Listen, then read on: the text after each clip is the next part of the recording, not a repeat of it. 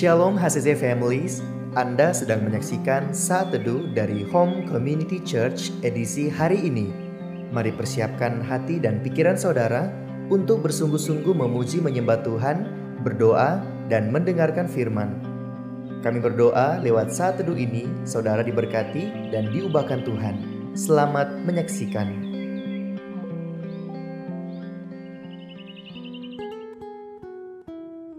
Shalom HCC Families, ada sukacita hari ini, amin. Saya ingin awali saat teduh kita hari ini dengan Mazmur 91 ayat yang ke-7. Walau 1000 orang rebah di sisimu dan 10.000 di sebelah kananmu, tetapi itu tidak akan menimpamu. Kita semua ada sampai hari ini, bukankah itu bukti penyertaan Tuhan? Dia Tuhan yang telah berjanji akan selalu menyertai kita. So, jangan takut dan jangan goyah hari ini karena Tuhan selalu ada. God bless you. Tiada pernah ku ragukan kasih setiamu ya Tuhan. Setiap waktu dalam hidupku tak pernah kau tinggalkan. Meski langit tampak suram, awan gelap pun menghadang. Hadapi badai, lewati gelombang, tak pernah kau tinggalkan diriku.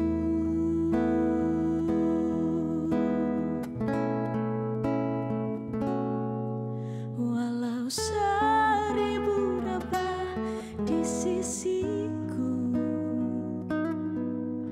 Kau tetaplah Allah penolongku.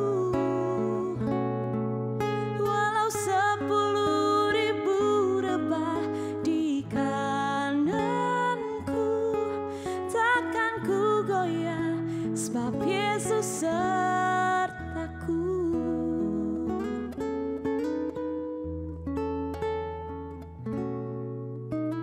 Tiada pernah ku ragukan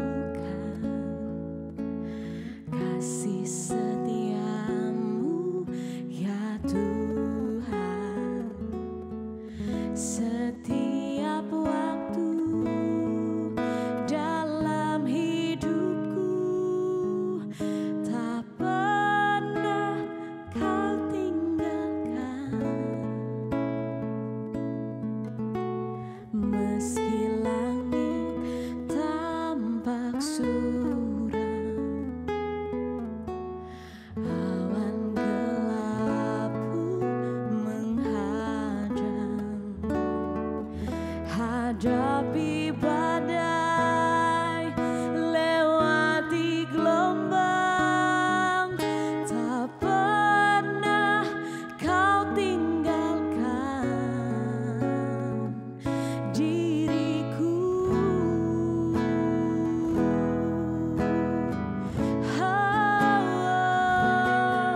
Walau 1000 rebah di sisiku,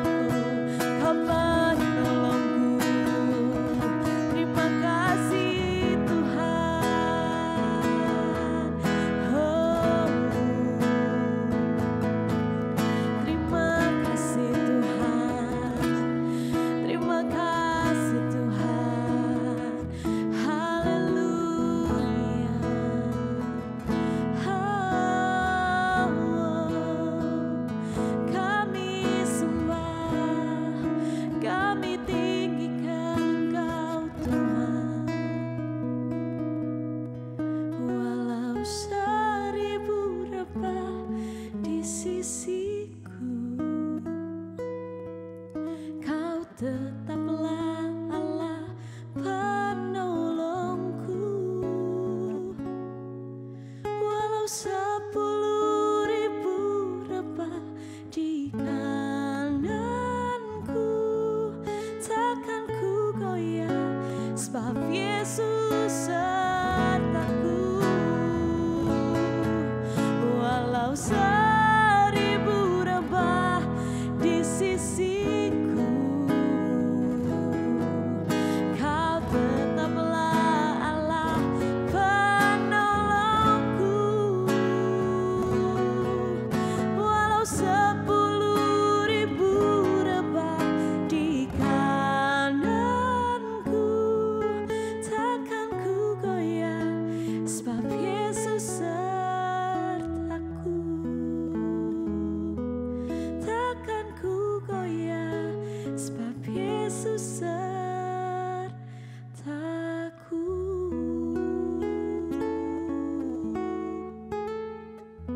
Di surga kami bersyukur Tuhan, di pagi hari ini kami boleh menikmati hari yang baru. Kami telah berada di tanggal 29 bulan Mei tahun 2024. Kami percaya Tuhan, jikalau saat ini kami berada dalam keadaan yang baik, kami masih sehat, kami menikmati nafas hidup yang baru, anugerah-Mu baru bagi kehidupan kami.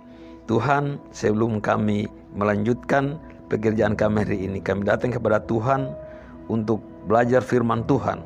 Urapi hamba-Mu yang terbatas ini, urapi firman, urapi kami semua yang menyaksikan acara ini. Buka hati dan pikiran kami. Roh Kudus pimpin kami agar kami mampu memahami, mengerti kebenaran-Mu dan dimampukan melakukannya dalam seluruh kehidupan kami. Terima kasih Bapa, terpuji nama-Mu. Kami ucap syukur, kami sambut firman Tuhan dengan penuh sukacita dalam nama Tuhan Yesus. Haleluya. Amin. Salam Bapak dan Ibu, keluarga HCC yang diberkati Tuhan. Mari kita bersyukur, mari kita syukuri karya Tuhan yang begitu besar bagi kita. Hari ini kita telah berada di tanggal 29 bulan Mei 2024 dan kita akan memasuki hari yang baru, bulan yang baru. Kita percaya, kita alami semua ini hanya karena kebaikan Tuhan. Baik, sebelum kita melanjutkan pekerjaan kita hari ini, kita akan belajar firman Tuhan. Nah saudara, saya percaya kita masih tetap setia ya, dalam bibir jurnal kita sampai hari ini. Dan ketika kita setia membaca firman Tuhan, kita percaya di sana ada kekuatan bagi kita, pengharapan baru bagi kita, karena firman Tuhan akan terus menuntun kita. Saudara, bibir jurnal kita hari ini adalah 1 Raja-Raja pasal 1 dan 2, kemudian Mazmur 37, 71 dan 94. Nah saudara-saudara, tentu saja kita tidak akan baca semua pasal-pasal ini, nanti saudara bisa baca di rumah. Nah hari ini kita akan belajar firman Tuhan dalam 1 Raja-Raja pasal 2 ayat 3 dan 4. Saya akan bacakan bagi kita semua. Yang berkata, lakukanlah kewajibanmu dengan setia terhadap Tuhan Allahmu, dengan hidup menurut jalan yang ditunjukkannya, dan dengan tetap mengikuti segala ketetapan, perintah, peraturan, dan ketentuannya, seperti yang tertulis dalam kitab Musa, supaya engkau beruntung dalam segala yang kau lakukan dan dalam segala yang kau tuju, dan supaya Tuhan menepati janji yang diucapkannya tentang aku, yakni jika anakmu laki-laki tetap hidup di hadapanku dengan setia, dengan segenap hati dan dengan segenap jiwa, maka keturunanmu takkan terputus dari tata kerajaan Israel. Nah saudara, Bapak Ibu yang diberkati Tuhan, kalau kita membaca kitab Raja-Raja pasal 1 ini secara keseluruhan, di sini menjelaskan kepada kita bagaimana kondisi atau keadaan Daud pada saat dia sudah tua, di mana dia akan mengakhiri jabatannya sebagai raja di Israel di masa akhir hidupnya, dan bagaimana dia mempersiapkan siapa yang akan menggantikannya dia sebagai raja yang akan memimpin bangsa Israel. Nah saudara-saudara, Bapak Ibu yang diberkati Tuhan, pada pasal 1 ini juga kita dapat mengetahui ternyata selain anaknya Salomo, Daud juga punya putra yang lain yang bernama Adonia. Ya, Adonia ini kalau kita baca firman Tuhan, dia adalah kakak dari Absalom. Adonia ini berbeda ibu dengan Salomo. Ya. Adonia punya ibu bernama Hagit, sedangkan Salomo punya ibu bernama Batseba. Kita tahu Batseba ini adalah istri Uria. Ya. Bagaimana Daud punya siasatnya, merancang sesuatu kejahatan sehingga dia dapat mengambil Batseba menjadi istrinya. Nah saudara, dari Batseba ini lahirlah seorang putra yang bernama Salomo. Nah saudara, kalau kita baca terus sisanya, ternyata saudara-saudara, putra Daud bernama Adonia ini punya keinginan menjadi raja, ya, untuk menggantikan ayahnya. Nah saudara-saudara, secara diam-diam atau melalui usaha yang gelap, saudara, dia memanggil sebagian orang Israel atau ada beberapa orang-orang yang setia kepada Daud mengikuti dia, kemudian mengangkat dirinya menjadi raja, saudara-saudara. Nah kemudian saudara-saudara diberitahukanlah kepada ibu Salomo, Batseba, bahwa Adonia sudah menjadi raja, saudara-saudara. Nah dengan beberapa pengikut Daud yang setia yang memihak kepada dia dan juga beberapa tokoh-tokoh Israel yang mengikuti dia, dia mengangkat dirinya menjadi raja. Nah saudara-saudara, setelah diketahui oleh Batseba bahwa Adonia sudah menjadi raja, dia menghadap Raja Daud. Ya. Dia menuntut janji yang diucapkan raja bahwa anaknya Salomo yang akan menggantikan dia menjadi raja untuk menduduki tata di Israel. Nah saudara-saudara, setelah Daud mendengar peristiwa ini, dia juga mengambil keputusan memanggil seorang imam, memanggil seorang nabi untuk mengurapi Salomo menjadi raja. Nah saudara-saudara, dan sejak saat itu Salomo menduduki tata di Israel, menggantikan ayahnya menjadi raja. Nah saudara-saudara, ya, ketika Salomo telah diurapi menjadi raja, Daud ini sadar bahwa dia tidak punya waktu lagi yang panjang, ya, untuk mempersiapkan Salomo ini, ya, membimbing Salomo ini untuk menerima satu tanggung jawab yang besar untuk memimpin bangsa Israel yang besar jumlahnya, bangsa yang tegar tengkuk, bangsa yang degil hatinya, namun bangsa ini sangat cerdas, saudara-saudara. Daud sadar dia tidak punya waktu yang panjang, ya, bagaimana membimbing dia, ya, anaknya Salomo ini untuk menjadi seorang pemimpin yang baik. Nah saudara-saudara, karena Daud pikir dia tidak punya waktu yang panjang untuk membimbing Salomo, maka lewat nasihat terakhirnya, saudara, pesan terakhirnya kepada Salomo, saudara-saudara, ya, Daud memperkenalkan bahwa yang akan menjadi pemimpinmu, ya, yang bisa menuntut engkau memimpin bangsa ini sebagai raja, hanyalah Tuhan Allah Israel, ya. Allah nenek moyangmu, Allah Abraham, Ishak dan Yakub, Allah Daud ayahmu, itulah yang akan dapat memimpin engkau menjadi raja, memimpin bangsa yang besar ini. Nah saudara-saudara, itu sebabnya saudara-saudara, Daud sangat detail, ya. Di dalam firman dikatakan menasihati Salomo ini dengan pesan-pesan terakhir. Dia katakan, lakukanlah kewajibanmu dengan setia kepada Tuhan Allahmu. Hiduplah menurut jalan yang ditunjukkannya kepadamu, ya. Mengikuti segala ketetapan, perintah, peraturan seperti yang tertulis di dalam kitab Musa, supaya engkau beruntung, ya, akan segala pekerjaan yang kau lakukan dan segala tujuanmu. Agar apa, saudara-saudara, dikatakan supaya Tuhan menggenapkan, menepati janjinya kepada Daud bahwa keturunanmu tidak akan terputus dari tata kerajaan Israel. Nah saudara-saudara, hal yang penting bagi kita, menjadi pelajaran penting bagi kita dari peristiwa ini, saudara-saudara, ya, kita sebagai orang tua ada generasi di bawah kita, ada anak-anak kita. Sebagai pemimpin juga kita punya generasi di bawah kita yang harus kita persiapkan mereka agar mereka juga menjadi generasi yang baik, generasi yang tangguh, generasi yang bisa menjadi sebagai pemimpin. Nah saudara-saudara, yang pertama, saudara-saudara, marilah kita persiapkan, ya, rencanakan masa depan anak-anak kita, generasi kita sebaik mungkin, saudara-saudara, ya. Melalui apa? Pendidikan mereka, ya. Mewariskan ilmu kepada mereka, mewariskan pendidikan tentang moralitas, akhlak dan sebagainya. Sangat baik, saudara-saudara, menuntut ilmu. Bahkan kita boleh mempersiapkan apapun apa yang kita miliki untuk mereka, saudara-saudara. Itu yang pertama, saudara-saudara, ya. Mari kita persiapkan, rencanakan masa depan anak-anak kita sebaik mungkin, ya, lewat pendidikan, ya. Itu tidak ada salahnya, saudara-saudara. Nah, wariskan pendidikan, moralitas anak-anak kita, karakter mereka Tuhan, akhlak mereka sebaik-baik mungkin, dan masa depan mereka sebaik mungkin. Yang kedua, saudara-saudara, ini yang paling penting saudara-saudara, mari kita mewariskan iman kepada mereka. Mewariskan agar mereka itu mewariskan firman Tuhan kepada mereka, agar mereka mengenal Tuhan, memiliki roh takut Tuhan, roh untuk cinta Tuhan, roh untuk mengasihi Tuhan, roh untuk mengasihi orang tua, mengasihi saudara-saudaranya juga orang-orang lain, sesama mereka yang ada di sekitar mereka.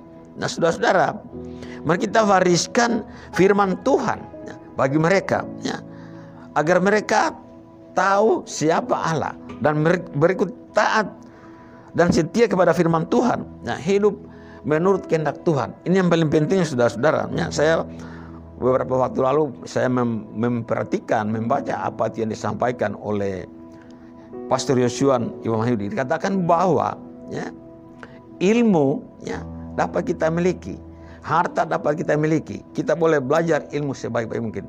Itu bisa membawa kita sampai ke puncak, saudara-saudara. Tetapi dia katakan attitude yang menyangkut moralitas, akhlak, etos kerja dan sebagainya, itu tidak dapat kita beli. Itu lahir dari diri kita sendiri. Melalui apa saudara-saudara?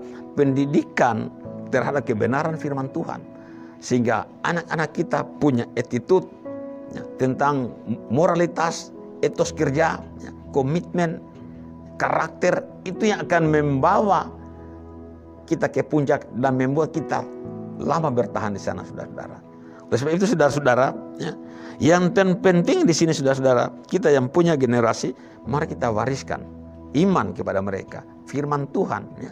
Kenalkan firman Tuhan kepada mereka, roh takut Tuhan, roh untuk mengenal Tuhan, mengasihi Tuhan, cinta firman Tuhan. Ini akan membuat generasi kita menjadi generasi yang tangguh saudara-saudara, yang bisa menghadapi segala badai kehidupan, karena kita tahu, kita percaya bahwa kita tidak selama-lamanya dengan anak-anak kita. Pada saatnya mereka tinggal sendiri, saudara-saudara. Itu sebabnya marilah kita wariskan iman kepada mereka. Kenal Tuhan lebih baik, cinta firman Tuhan, cinta Tuhan, mengasihi Tuhan, mengasihi orang tuanya, mengasihi orang-orang lain di sekitar mereka. Nah, saudara-saudara, itulah yang dapat kita wariskan kepada mereka. Harta dan sebagainya, pendidikan dan sebagainya, itu baik. Tetapi yang paling penting saudara, wariskan iman kepada mereka. Nah, ayat terakhir saudara-saudara, Amsal 1 ayat 7, takut akan Tuhan adalah permulaan pengetahuan, tetapi orang bodoh menghina hikmat dan didikan. Nah, saudara, di dalam hidup yang ada roh takut Tuhan, ada rasa takut Tuhan, akan membuat kita itu makin cinta Tuhan, akan kita membuat kita itu makin dalam dengan Tuhan. Kita tahu juga takut Tuhan bukan karena Tuhan itu jahat, tapi kita tahu bahwa Tuhanlah segala-galanya, sumber dari segala yang kita butuhkan dalam kehidupan kita. Oleh sebab itu marilah kita wariskan anak-anak kita yang penting saudara adalah firman Tuhan, iman terhadap kebenaran firman Tuhan, ketaatan terhadap firman Tuhan, ketaatan kepada Tuhan, patuh kepada Tuhan. Itulah yang penting buat anak-anak kita, buat generasi kita. Nah, saudara, kita perhatikan Salomo di awal-awal pemerintahnya, ketika dia sungguh-sungguh mencari Tuhan, seorang raja yang sangat luar biasa, punya hikmat yang luar biasa, saudara. Apa yang dia tidak minta Tuhan berikan semuanya. Walaupun pada akhirnya kita tahu bagaimana akhir hidup Salomo, saudara, ketika dia tinggalkan Tuhan, tahu kan terakhir dia alami, saudara-saudara. Kehidupan bangsa Israel, ke Salomo meninggalkan Tuhan, tidak kepada saudara. Dengan pelajaran hari ini, saudara-saudara, marilah kita rencanakan sebaik masa dan generasi anak kita, pemimpin di bawah kita, dengan pendidikan, dengan ilmu dan sebagainya, bahkan mungkin harta yang kita miliki Tuhan, yang kita miliki, apa yang dari Tuhan kita miliki, kita wariskan. Tapi yang paling penting di sini saudara yang kedua adalah wariskan iman kepada mereka, wariskan firman Tuhan agar mereka kenal Tuhan, takut Tuhan, cinta Tuhan, mengasihi Tuhan, sehingga mereka akan menjadi generasi yang tangguh, yang sanggup menghadapi segala tantangan. Tuhan berkati kita semua, mari kita berdoa. Bapak, terima kasih atas firman pagi hari ini yang akan menguatkan kami. Roh Kudus, tolong kami untuk mengerti firman-Mu dan mampukan kami melakukan firman-Mu. Kami percaya hanya firman-Mu, kekuatan, pengharapan bagi kami. Terpuji nama-Mu, seluruh hidup kami serahkan dalam tangan Tuhan. Kami menyaksikan acara ini, jemaat Tuhan yang ada di Lubuk, di Palu, bahkan saudara-saudara kami dimanapun berada, buka hati kami agar firman-Mu tanah dalam hidup kami. Firman Kudusmu-lah memampukan kami menjalani kami sama dengan Tuhan. Dalam Yesus, haleluya. Amin. Tuhan berkati. Terima kasih Anda telah menyaksikan Saat Teduh dari Home Community Church. Jika saudara merasa diberkati dengan video ini, mari bagikan video ini ke kerabat atau keluarga saudara, agar semakin banyak orang yang diberkati. Dan agar saudara tidak ketinggalan setiap video terbaru dari HCC, silakan tekan tombol subscribe dan nyalakan notifikasi. Sampai ketemu di video berikutnya. Tuhan Yesus memberkati.